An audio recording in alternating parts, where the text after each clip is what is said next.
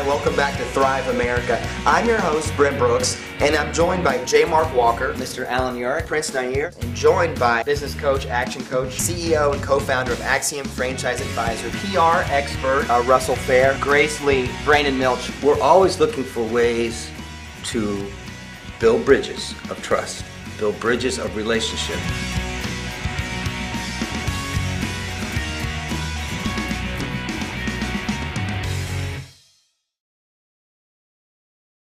Income taxes. Subchapter A, determination of tax liability for qualified foreign corporations. The end. Oh, Wendy. Do you think my lemonade stand should become an S corporation?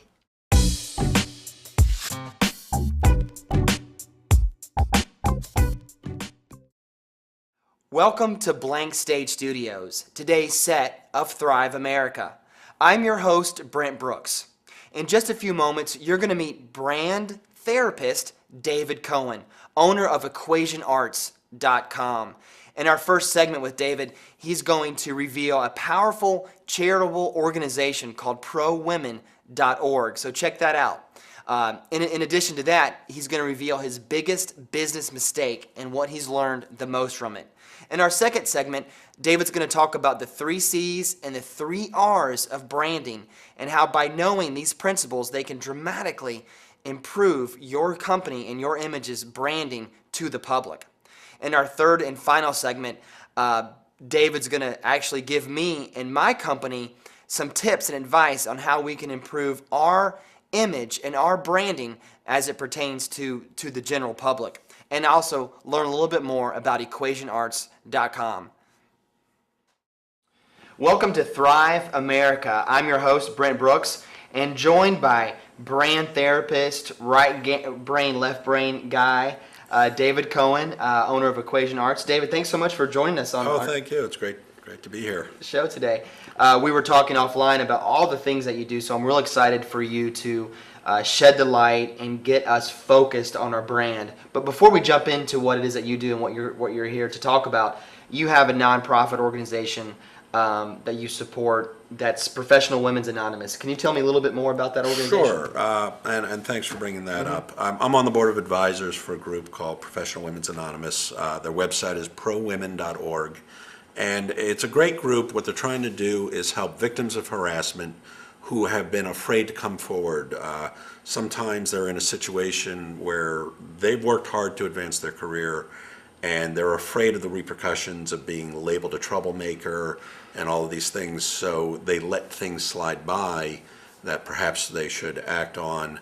And so the group is trying to both develop support mechanisms for folks as well as do corporate education to really try and eliminate the problems from happening.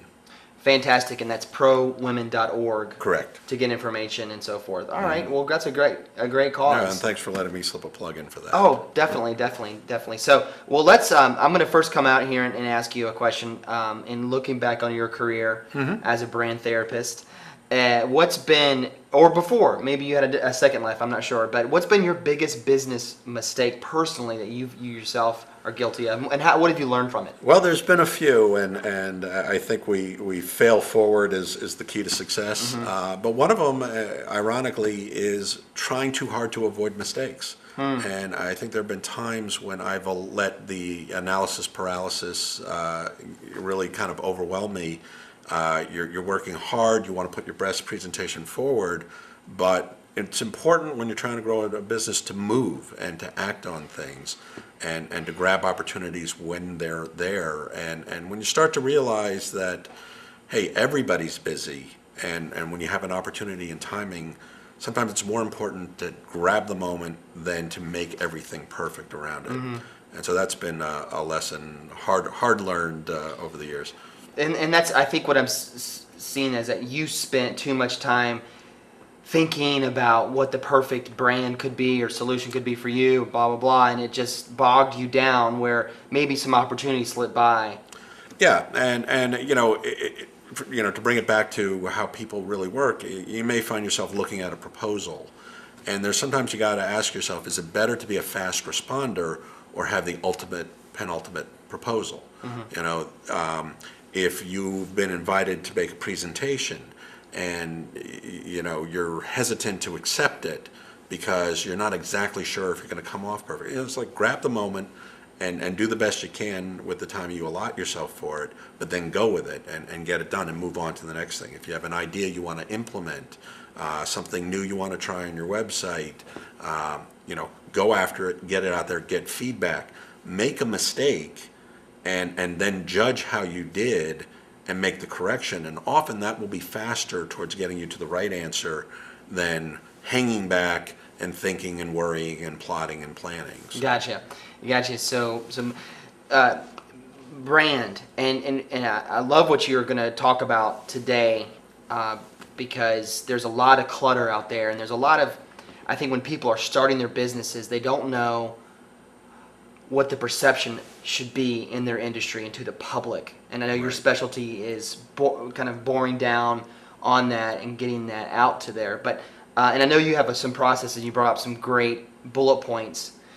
But pay attention to what David has to say today, because we can all learn why what you say is so important. Because we want to be like an arrow to our target audience, and we want to attract our clients and build business, and brand and messaging is so important. Absolutely. In that equation. So you talk about the 3 R's of branding. So let's go over that.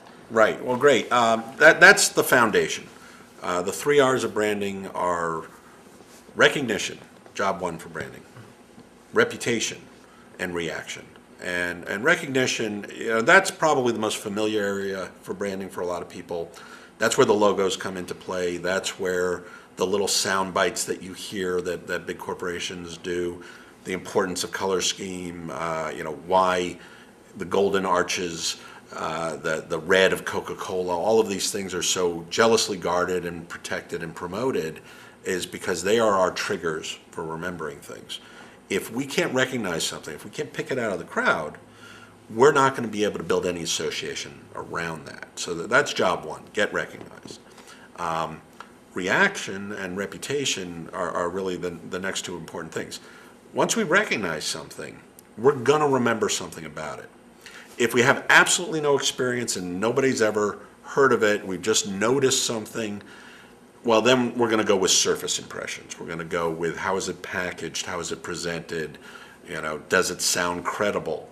But as soon as we've got a direct experience or the testimony of a friend or trusted colleague, that's going to overwhelm those things. One of the things I like to say is the last thing you want to do is make a first impression, because that's your front of last resort.